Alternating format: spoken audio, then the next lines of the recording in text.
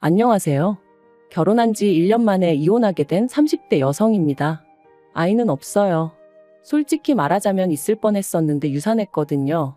그리고 그때는 정말 왜 나에게 이런 일이 생겼을까 하는 생각에 하루하루가 괴롭고 힘들었는데 지금 이렇게 남편하고 이혼하고 나니까 이런 말하기 뭐하지만 차라리 잘 됐다 싶은 마음도 들어요. 아이가 있었다면 이렇게 결정을 내리기가 쉽지 않았을 테니까요. 오만정이 다 떨어져서 이혼했기에 남편이라고 부르고 싶은 마음은 눈꼽만큼도 없지만 그래도 편의상 남편이라 칭하겠습니다. 남편하고는 지인의 소개로 만났고 궁합도 안 본다는 4살 차이였어요. 물론 그런 이유로 결혼을 결심한 건 아니고 매사 논리적이고 이성적인 남편의 성격이 좋았거든요. 여담이지만 남편을 만나기 한참 전에 잠깐 사귀던 사람이 있었는데 그 사람은 감정 기복이 어찌나 심하던지 그 장단에 맞춰주다간 스트레스로 제가 어떻게 될 것 같더라니까요. 아무튼 그래서 그때 결심했었어요. 침착하고 차분한 사람을 만나겠다고 말이죠. 그리고 남편은 그런 면에 있어서는 제가 기다리던 사람이었습니다. 사람이 감정에 휩쓸리기보다는 객관적으로 상황을 판단했거든요. 덕분에 가끔은 서운한 순간도 있었지만 저희는 2년을 연애하고 바로 결혼했는데 연애하는 동안 남편이 저보다 연상이었음에도 불구하고 매번 더치페이를 했어요. 남편이 콕 집어 저더러 돈 내라고 한 건 아니었는데 매번 주변 사람들 이야기를 하면서 자기 친구의 애인은 개념이 있네 없네 해대니까 저도 모르게 자연스레 제 몫은 제가 부담하게 되더라고요. 그리고 저는 솔직히 그런 제 자신이 쿨하고 멋지다고 생각했어요. 남편 말대로 저도 남편하고 똑같이 직장 생활하는데 당연한 거라고 생각했죠. 하지만 돌이켜 생각해보면 마음 한켠으로는 공주 대접 받는 친구들이 부러웠던 것도 같아요. 특히나 생일이나 크리스마스처럼 특별한 날에도 남편의 계산은 늘 정확했거든요. 제가 10만 원짜리 선물을 했으면 자기도 저에게 10만 원짜리를 주는 식으로요. 그러니 뭐 어디 가서 자랑하자고 하는 연애는 아니었지만 그래도 뭐랄까 좀 섭섭할 때가 있긴 했어요. 남편 말로는 35이 넘어가니 어머님 아버님께서 하루라도 빨리 결혼하라 성하라 하셨고 그런 이야기가 몇 번 반복되다 보니 어느샌가 자연스레 결혼 이야기가 오가게 되었습니다. 사실 연애하는 내내 주도권이 남편에게 있었던 것 같아요. 남편이 저보다 나이도 많았고 지금 생각해보면 개소리가 대부분인데 아무튼 그때는 그런 생각은 못하고 그저 좋은 게 좋은 거라며 남편 의견을 많이 따라줬거든요. 그리고 결혼 이야기가 나오면서 남편이 그러더라고요. 요새는 다들 반반 결혼하더라면서 그게 자기가 봐도 서로에게 공평한 것 같답니다. 성인 두 사람이 만나 가정을 이루는데 기여하는 바도 동일해야 서로 동등한 권리를 가질 수 있는 거 아니겠냐면서요. 마침 또 그 무렵 여성 인권에 관한 뉴스도 쏟아져 나올 때라서 그게 정말 그럴듯하게 들렸죠. 그래서 10원짜리 하나까지 반반 부담해서 결혼했습니다. 친정부모님이 아무리 요새 젊은 사람들이 손해보기 싫어한다지만 그래도 결혼하는데 어떻게 그렇게까지 따지냐며 혀를 차셨는데 정말이지 친정부모님 말씀이 틀린 거 하나 없었어요. 사랑해서 하는 결혼이라면서 10원짜리까지 따져가면서 결혼했다는 게 지금 생각해도 어이가 없네요. 하지만 어쨌든 그땐 바보천치 마냥 제 눈에 뭐가 똥이고 뭐가 된장인지 배는 게 없었어서 그렇게 남편과 부부의 연을 맺었습니다. 그리고 그때부터 각자 월급 관리해가면서 생활비의 공과금은 각출해서 썼지요. 이때도 역시나 10원 단위까지 반반 나눠서 냈고요. 그런데 황당한 건 생각해보니까 그런 와중에도 집안일은 제가 더 많이 했어요. 특히나 부엌일 같은 경우 남편은 제가 여자고 아내이니 당연히 제가 하는 게 맞다고 여겼죠. 그런데 저 또한 그게 불공평하다 생각지 못하고 어째서인지 당연하게 받아들였어요. 남편은 늘 저더러 살림을 잘한다, 야무지다 이런 말로 저를 칭찬했고 그러면 왠지 인정을 받는 기분이었거든요. 바보 같았죠, 정말로. 제가 도대체 뭘 생각하면서 살았던 건지 모르겠네요. 그런데 그렇게 신혼생활을 이어가던 결혼한 지 8개월째 되던 때였습니다.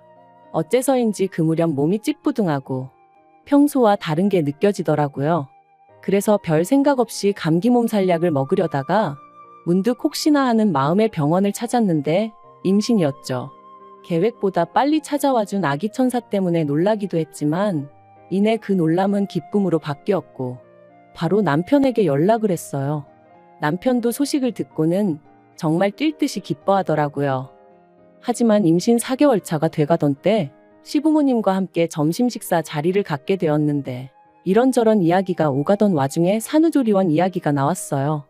그래서 제가 주변에 다녀온 언니들하고 친구들에게 물어서 몇 군데 알아놨다 하니까 남편이 대뜸 비싸지 않냐면서 저더러 모아둔 돈은 있냐고 묻더라고요. 그리고 그 얘기를 듣는데 솔직히 순간 이게 무슨 소리지 싶었죠. 그래서 산후조리원비를 내가 내라는 거냐니까 산후조리원은 선택이지 필수가 아니잖아 그러더라고요. 지구상 모든 여자들이 출산하고 산후조리원에 가는 건 아닌데 한국 여자들만 유독 유난스럽다면서요.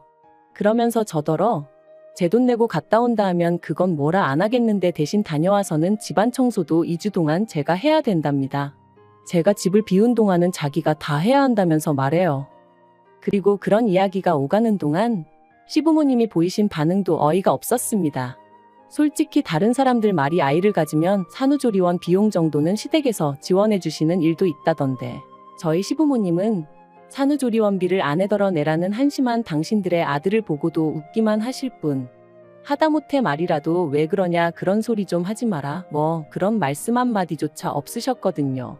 그래서 결국 참다 못한 제가 시부모님더러 오빠가 너무하지 않냐고 투덜거리니 기껏 하신다는 말씀이 저희 남편 성격이 원래 똑부러지지 않냐면서 당신들 아들이지만 틀린 말은 안 한답니다.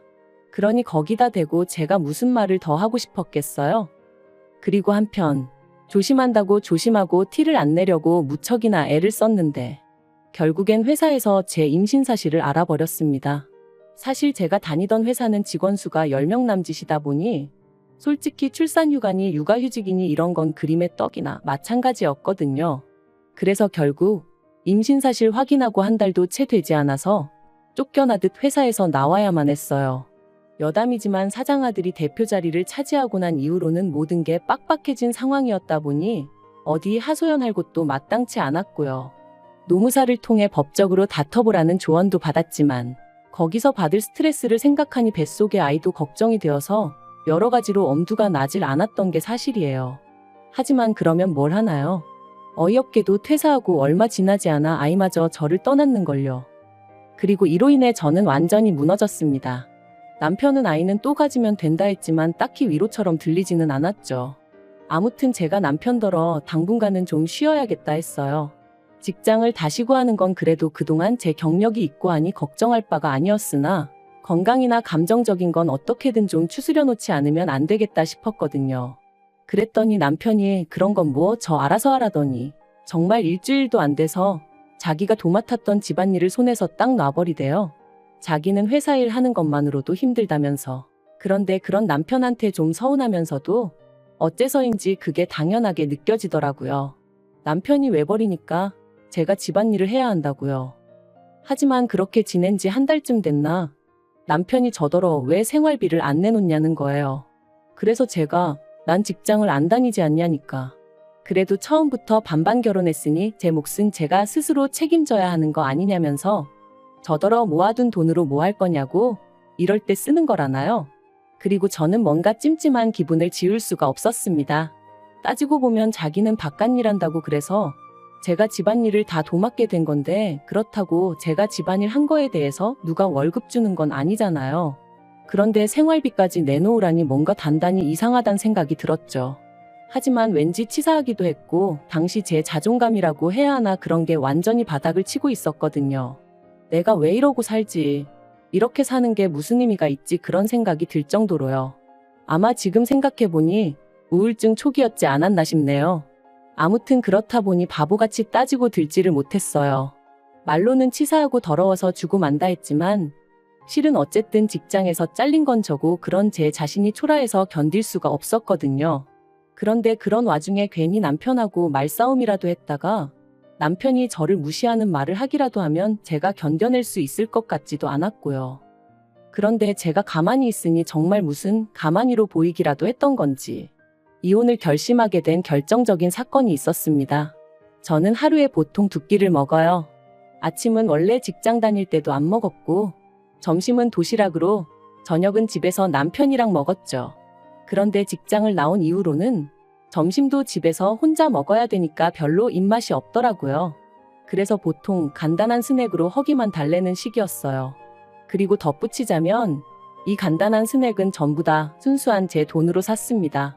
남편이 저더러 네가 어린애도 아니고 이런 걸 뭐하러 사 먹냐며 결혼 초부터 어찌나 눈치를 주던지 생활비로 사는 게 아까워서 그러는 것 같았죠. 그래서 그때부턴 과자 같은 건 그냥 제 돈으로 사 먹는 게 습관이 돼버렸네요.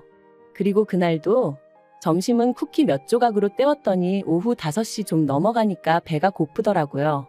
그래서 저녁엔 꼭 밥을 먹어야지 하고 남편을 기다리고 있었는데 남편이 떡볶이가 먹고 싶다며 좀 만들어 두라는 거예요. 자기 와이프가 매번 점심은 간단히 때우는 걸 알면서 굳이 분식을 먹자는 건지 이게 별거 아닌 것 같지만 제가 정말 예민하던 시기였어요. 그렇다 보니 이런 것도 좀 서운하긴 하더라고요. 하지만 하늘의 맹세코 티는 안 냈습니다. 알겠다고 하고 안에다 떡이랑 라면이랑 그런 걸 많이 넣어서 끓여야겠다 뭐 그렇게만 생각했죠. 남편은 7시가 되어서야 도착했고 그런 남편에게 제가 너무 배가 고프니까 먼저 먹고 씻으면 안 되냐 물었어요. 그랬더니 남편이 자기가 뭐 찝찝해서 그렇다며 저더러 먼저 먹고 있으라대요. 이미 라면사리도 넣었지. 남편 기다리다간 뿔게 생겨서 알겠다 하고 라면사리만 먼저 좀 건져 먹었네요. 그런데 얼마 후 화장실에서 샤워를 마치고 나온 남편이 식탁에 앉아있는 저를 보더니 진짜 먼저 먹었냐는 거예요. 그래서 라면사리만 좀 먹었다니까. 아무리 자기가 먼저 먹으라고 했어도 그렇지. 밖에서 힘들게 일하고 온 사람 김 빠지게 떡볶이도 자기가 먹고 싶다고 한 건데 어떻게 제가 먼저 손을 댈 수 있냐대요. 어이가 없어서. 그런데 남편이 거기서 그치지 않고 수건으로 자기 머리를 털면서 저더러 집에서 놀아도 배는 고픈가 봐 하는데 이건 누가 뭐래도 비아냥거리는 거였죠. 진짜 순간 얼마나 속에서 우라가 치밀던지 식탁 위에 있던 떡볶이 냄비를 그냥 바닥에 엎어버렸어요. 그리고는 다른 집 남자들은 아내가 힘들어하면 먼저 나서서 쉬라고 한다더라. 그리고 친구들하고 밥도 먹고 필요한데 쓰라고 용돈도 준다더라. 그런데 당신은 생활비니 공과금이니 따박따박 받아가면서 나한테 얼마나 대접을 받으려고 드는 거냐. 네가 나한테 해준 게 뭐가 있다고 나를 무시하냐. 정말 미친 듯이 쏘아붙였네요. 그리고는 당신이 경제적으로 무능력한 걸 반반이니 뭐니 말 같지 않은 소리로 덮어씌우는 거 내가 모를 것 같냐 했습니다. 찌질하다고 쪽팔려서 어디다 말도 못하겠다고도 했고요. 그랬더니 남편이 저더러 말 다 했냐며 남들은 남산만하게 배불러서도 회사 생활 잘만 하던데 너는 직장도 잘리고 애도 못 낳지 않았냐며 그런 저보다 자기가 100배 1000배 낫다대요. 그리고 그 소리까지 듣고 나니까 정말 오만정이 다 떨어지더라고요. 그래서 더는 뒤도 안 돌아보고 핸드폰하고 차키만 챙겨서 바로 친정으로 향했습니다. 밤 9시가 다 돼서 시집간 딸이 연락도 없이 친정에 왔으니 친정부모님이 얼마나 놀라셨겠어요. 저는 그런 친정부모님 품에 안겨 그동안의 서름을 다 풀어냈고요. 그러자 친정부모님 두 분 다 무슨 그런 자식이 있냐 하시며 가만두지 않겠다고 하시더라고요. 그리고 이튿날이었습니다. 아침부터 현관밖이 소란스러워 내다보니 남편이었어요. 남편이 저를 발견하고는 얘기 좀 하자길래 현관을 열었더니 기껏 한다는 말이 어제 제가 어지른 거 자기가 치우느라 진짜 고생했다면서 자기가 말이 지나쳤다면 미안하지만 저도 그렇게 무식한 행동을 했으니 잘한 건 없답니다. 그리고는 그러니까 지난 밤에 있던 일은 없던 일로 퉁치자대요. 정말이지 이 인간 머리는 폼으로 달고 있나 싶었죠.